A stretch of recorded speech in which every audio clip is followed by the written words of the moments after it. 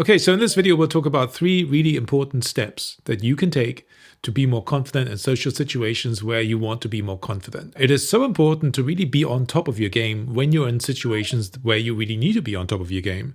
Let's say you want to go to a party where you want to meet somebody or whatever. Let's say you have an important meeting, a job interview, or a presentation. It's really important to have some tools at your disposal to actually not just hope for the best and risk messing these situations up. So that's what we're talking about here. And I give you 3 very specific key things that you need to do to be in that great state that you want to be in, even though you might be freaking out inside. There is something that people don't realize at all. Most people have no clue that this is even possible because they never consider that it is a possibility for a human being to make conscious choices about this. So you've probably heard of the idea that if you have a goal for something, it is a pretty good idea to have a goal for your life, for situations. But nobody ever seems to think about the goal for how they want to feel. Nobody ever asks themselves, how do I want to feel in this situation? Because most people don't realize that they have any choice about that. Look, it's even in normal language. We ask people, how are you feeling today, right? How are you doing? As if it was only up to the circumstances that this person is in, or chance or luck, how they're going to feel. We should really be asking them, how have you chosen to feel today? Because you can choose how you want to feel. Normally what happens is we have some sort of scary event coming up, let's say a presentation or a party that we're a bit worried about. Yeah. So what do?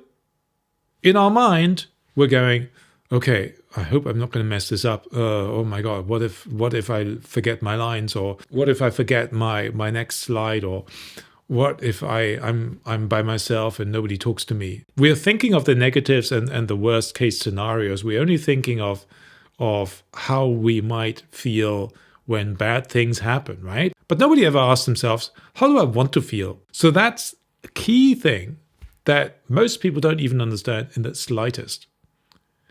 That has to be a conscious question in your mind.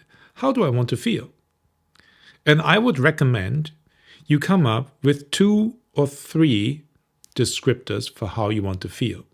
Let's say going to a party, I might want to feel confident, sociable, and maybe playful if it was me, because I like being playful in situations. I know it oils the wheels of communication, but you need to come up with your own. The ones that really mean the most to you, the ones that really describe how you want to feel in that situation. Now, the second key thing, and we will get into what to do with that in a second, yeah? But the second key thing is this. Be very, very clear that you make this positive. In other words, what you want to be like, what you want to feel like, not what you don't want to be, what you don't want to feel like. We have this strong tendency to always focus on the negatives. Don't do that. Because in social situations, if you want to be able to get what you want in terms of your state, you need to really focus on what you want to be like. So don't describe it in a negative, like, I don't want to feel nervous. That's not what we're talking about. You want to feel relaxed. You want to feel confident or whatever, right? All right, so this is all good and fine, right? But if you don't take the next step with this, all this is just mental arithmetic and interesting theory, but this won't lead to any change, because how do you know actually get into that state? How do you use this to actually feel good? That's when you think about, okay, what does this actually feel like? If I want to feel confident and sociable and playful, what does that feel like?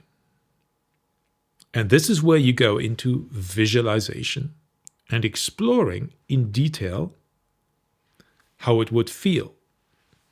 So you can close your eyes. Okay, confident, playful, sociable, right? What would that feel like in my body? What kind of state would I be in if I was confident, sociable, and playful? What would I say? How would I talk to people? How would they respond to me? How would I look? How would I move? What would my face be like? So you're visualizing and you get really granular and detailed and curious about what would that really be like. And you picture yourself in the situation. When you vividly imagine something, that state comes over you. You have to feel it in order to imagine it. Yeah. So by forcing yourself through questions to really vividly imagine it, it becomes something that gets into your body and it becomes something that you feel and express. And if you then go to the situation, let's say you go to a party, you go with a goal. This is how I want to feel. You've already experienced it. You have already imagined it in detail.